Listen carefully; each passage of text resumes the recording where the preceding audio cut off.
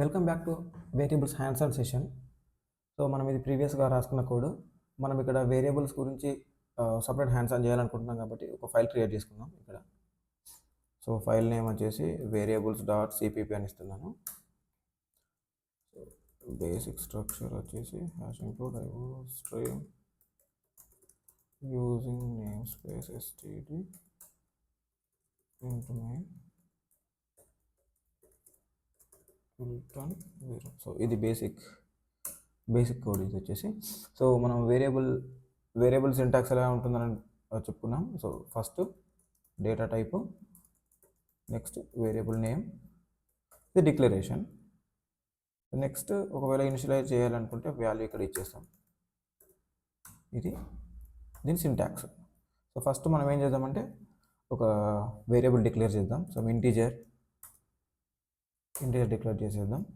So ఒక integer అనే data టైప్తో ఒక variable name, let's age equals to 25. So ఇలా కోడ్ రాయగానే మనకు మెమరీలో ఈ వేరియబుల్ అనేది ఇనిషియలైజ్ అవుతుంది. సో దానికి వాల్యూ అనేది 25 అనేది అసైన్ అవుతుంది. సో ఇప్పుడు మనం ఏం చేద్దామంటే ఈ ఏజ్ని ప్రింట్ చేసి చూద్దాం. సో మనం డైరెక్ట్ ఇలా అయినా రన్ చేసుకోవచ్చు. ఇక్కడ 25 ప్రింట్ అయింది కదా, లేదంటే టర్మినల్లోకి వెళ్ళి g++variables.cpp ఇలా అయినా రన్ చేసుకోవచ్చు. నాకు ఈ టర్మినల్లో ఇలా రన్ చేయడం ఇష్టం. సో నేను ఇక్కడ రన్ చేసి చూస్తాను. మీకు ఏది కంఫర్టబుల్గా ఉంటే మీరు అలా రన్ చేసుకోవచ్చు. ఓకే. సో నెక్స్ట్ వచ్చేసి ఇక్కడ ఒక వేరియబుల్ తీసుకుందాం. నెక్స్ట్ ఇంకో వేరియబుల్ తీసుకుందాం. Let's some number. సో ఈ వేరియబుల్కి నేను ఏజ్ అనే వేరియబుల్ యొక్క వాల్యూ అనేది డైరెక్ట్ అసైన్ చేస్తాను అనమాట. సో ఇప్పుడు దీనికి ఈ నెంబర్కు 25 అనేది అసైన్ అవుతుంది. మనం ఒకసారి నెంబర్ని ప్రింట్ చేసి చూస్తే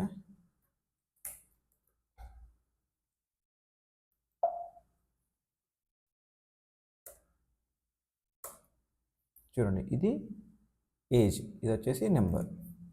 సో వేరియబుల్స్ అనేవి దాని వాల్యూ మనము త్రూఅవుట్ ది ప్రోగ్రామ్ చేంజ్ చేసుకోవచ్చు కాబట్టి, సో నేను నెంబర్ వాల్యూ వచ్చేసి చేంజ్ చేస్తున్నా. So number equals to some 50. Now I will print the value of the number. Compile చేస్తున్నా, రన్ చేస్తున్నా. సో ఇక్కడ చూస్తే ఫస్ట్ ఇలా ఎగ్జిక్యూషన్ ఇలా లైన్ బై లైన్ వస్తుంది కాబట్టి, సో ఇక్కడ ఏజ్ అనే దాని యొక్క వాల్యూ వచ్చేసి 25. నేను ఇక్కడ ఏజ్ని ప్రింట్ చేశాను. నెక్స్ట్ ఒక నెంబర్ అనే వేరియబుల్ తీసుకున్నా, దానికి ఏజ్ అనేది వాల్యూ అసైన్ చేశా. ఏజ్కి ఏ వాల్యూ అయితే ఉంటుందో ఆ వాల్యూ అనేది నెంబర్కి అసైన్ అయిపోతుంది. జస్ట్ నెంబర్ కాపీ అవుతుంది. నెక్స్ట్ ఆ నెంబర్ని ప్రింట్ చేశా. నెక్స్ట్ ఈ నెంబర్ వాల్యూ అనేది చేంజ్ చేశా. ఈ నెంబర్ ఇందాక 25 ఉండే, సో ప్రింట్ చేస్తే ఇక్కడ 25 వచ్చింది. నెక్స్ట్ ఆ వాల్యూ చేంజ్ చేసి మళ్ళీ ప్రింట్ చేశా. ఇక్కడ అప్డేట్ చేసిన వాల్యూ అనేది ఇక్కడ మనకు చూపిస్తుంది. ఓకే. సో ఇది బేసిక్ వేరియబుల్స్ గురించి. ఒకవేళ నేను ఏదైనా వేరియబుల్ నేను డిక్లేర్ చేయకముందే దాన్ని ప్రింట్ చేస్తే ఏమవుతుందో చూద్దాం. లెట్స్ సే నేమ్ అనే వేరియబుల్ అనేది లేదు ఇప్పుడు ప్రజెంట్లో. ఈ నేమ్ అనే వేరియబుల్ లేదు. సో దాన్ని కాకపోతే నేను ప్రింట్ చేయడానికి ట్రై చేస్తున్నా, అది నా మెమరీలో అవైలబుల్గా లేదు. దాన్ని ప్రింట్ చేయడానికి ట్రై చేస్తే ఇక్కడ ఏమి ఇస్తుందంటే ఇది ఎర్రర్ ఇస్తుంది. నేమ్ ఈజ్ అన్డిఫైన్డ్, అంటే ఈ నేమ్ అనే వేరియబుల్ని నువ్వు డిఫైన్ చేయలేదు అని చెప్పేసి మనకి ఇక్కడ ఎర్రర్ ఇస్తుంది. సో నేను ఒక స్ట్రింగ్ తీసుకుంటా, లెట్స్ సే నేమ్. నేను ఇక్కడ వాల్యూ అసైన్ చేయలేదు, జస్ట్ డిక్లేర్ చేసినా సరే మనకి ఇక్కడ ఎర్రర్ అనేది క్లియర్ అయిపోయింది. సో దీనివల్ల మనకి ఏమర్థమైంది, మనం ఒక వేరియబుల్ని యాక్సెస్ చేయాలి అంటే, యూజ్ చేయాలి అంటే దాన్ని ముందే మనం డిక్లేర్ చేయాలి. సో దాన్ని డిక్లేర్ చేసిన తర్వాత మనం దాన్ని యూజ్ చేసుకోవచ్చు. Let's say name equals to Naveen.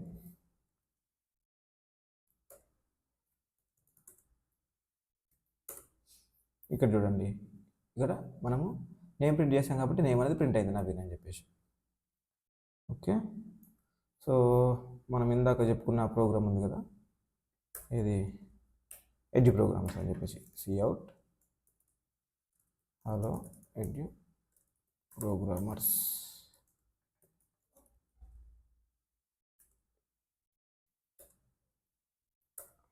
So ఇది ఫస్ట్ మన బేసిక్ రిక్వైర్మెంట్, ఒకసారి ప్రింట్ చేయడం. నెక్స్ట్ దీన్ని కపుల్ ఆఫ్ టైమ్స్ ప్రింట్ చేయడం.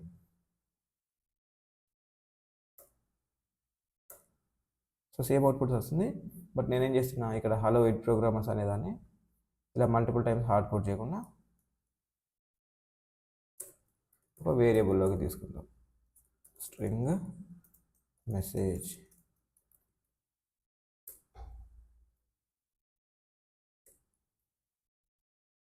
ఓకే, నెక్స్ట్ నేను ఇక్కడ ఏం చేస్తా, ఆ హార్డ్ కోడ్ చేసిన వాల్యూ కాకుండా జస్ట్ వేరియబుల్ నేమ్ యూజ్ చేస్తా.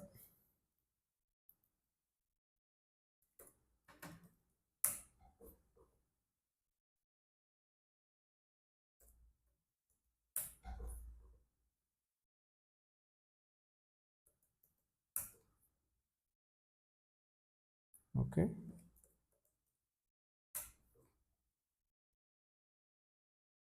here also I will replace with message this variable name.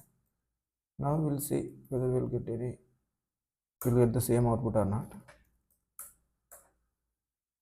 ఇక్కడ చూడండి, మనకి ఇక్కడ మనం హార్డ్ కోడ్ చేసినా సరే మనకు సేమ్ అవుట్పుట్ వస్తుంది, మనం వేరియబుల్కి తీసుకున్నా కానీ సేమ్ అవుట్పుట్ వస్తుంది. So this is our requirement. Okay, so ఇది బెస్ట్ ప్రాక్టీస్. మనం వాల్యూస్ అనేవి హార్డ్ కోడ్ చేయకుండా మనం వేరియబుల్లో స్టోర్ చేసేసుకుని దాన్ని మనం యాక్సెస్ చేసుకోవాలి, యూజ్ చేసుకోవాలి throughout the program. So ఇది బెస్ట్ ప్రాక్టీస్ అన్నమాట. సో నెక్స్ట్ మనం కీ పాయింట్స్ డిస్కస్ చేసుకున్నాం కదా, సో దాంట్లో మనం 1 by 1 అది డిస్కస్ చేసి చూద్దాం. ఫస్ట్ వన్ వచ్చేసి స్పేస్ ఇవ్వకూడదు. స్పేస్ ఇవ్వకూడదు అని అనుకున్నాం కదా, వేరియబుల్ నేమ్కి స్పేస్ ఇస్తే ఏమవుతుందో చూద్దాం. Variable name equals to some value ఇద్దాం 10. ఇక్కడ మధ్యలో నేను స్పేస్ ఇచ్చా. స్పేస్ ఇస్తే ఇక్కడ ఏం చెప్తుందంటే, ఇక్కడ ఎర్రర్ ఇస్తుంది మనకు, ఎక్స్పెక్టెడ్ సెమీకోలన్. అంటే ఇక్కడ నువ్వు స్పేస్ ఇచ్చావు, సో ఇక్కడ నీకు ఏమనుకుంటుందంటే, ఇక్కడ నీ స్టేట్మెంట్ అనేది ఎండ్ అయిపోయిందని చెప్పి అనుకొని ఇక్కడ నింది అది సెమీకోలన్ ఎక్స్పెక్ట్ చేస్తుంది. సో ఇది ఎర్రర్, మనకి ఎర్రర్ వస్తుంది మనం ఇది రన్ చేస్తే. క్లియర్ చేసేసి ఇక్కడ చూడండి, ఇక్కడ ఎర్రర్ చూపిస్తుంది మనకి లైన్ నెంబర్ 8లో. లైన్ నెంబర్ 8లో మనకి ఎర్రర్ చూపిస్తుంది.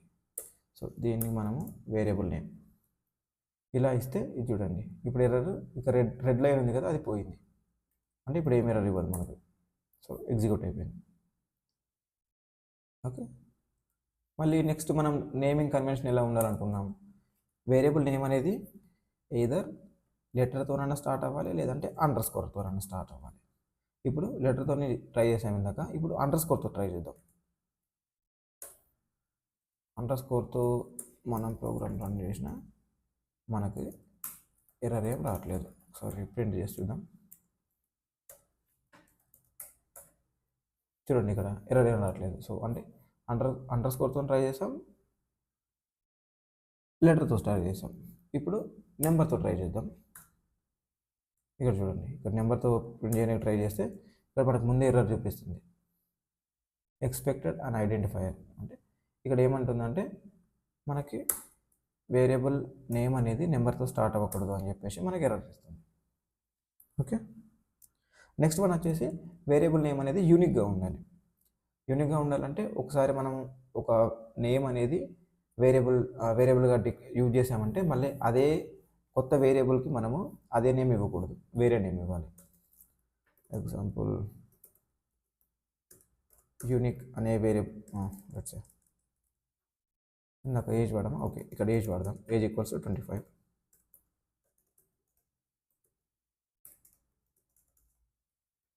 సో నేను నెక్స్ట్ ఏం చేద్దాం అనుకున్నాను, వేరే వేరియబుల్ ఉంది, అది డేటా టైప్ వచ్చేసి స్ట్రింగ్, దీని ఏజ్ వచ్చేసి 25 ఇలా ఇవ్వాలి అనుకున్నాను.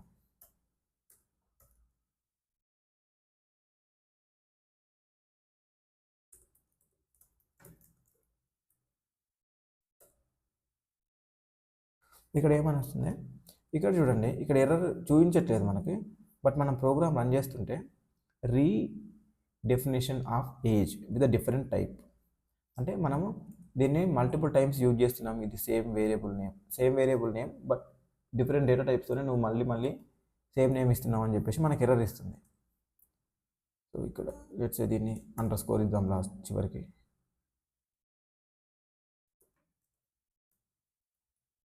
ఇప్పుడు ఇప్పుడు అండర్ స్కోర్ ఇస్తే ఇది వేరే డేటా టైప్, ఇది వేరే వేరియబుల్ నేమ్, ఇది వేరే వేరియబుల్ నేమ్.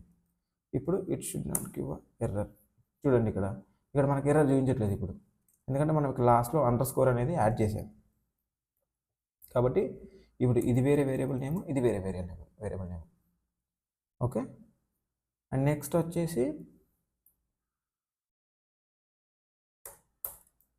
మనకు స్పెషల్ క్యారెక్టర్స్ అనేవి ఓన్లీ అండర్ స్కోర్ని మాత్రమే అలో చేస్తుంది, వేరేవి అలో చేయట్లేదు అని అనుకున్నాం కదా.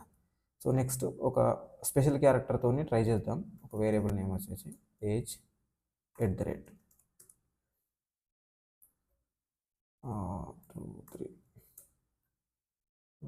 25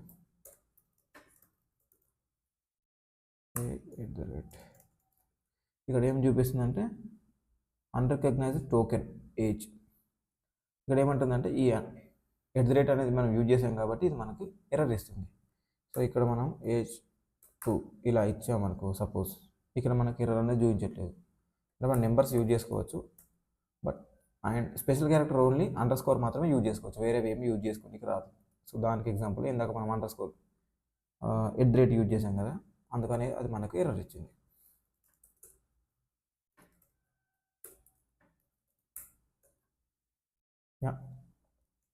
ఇది వేరియబుల్స్ ఎలా యూజ్ చేయడం and practices, like best practices.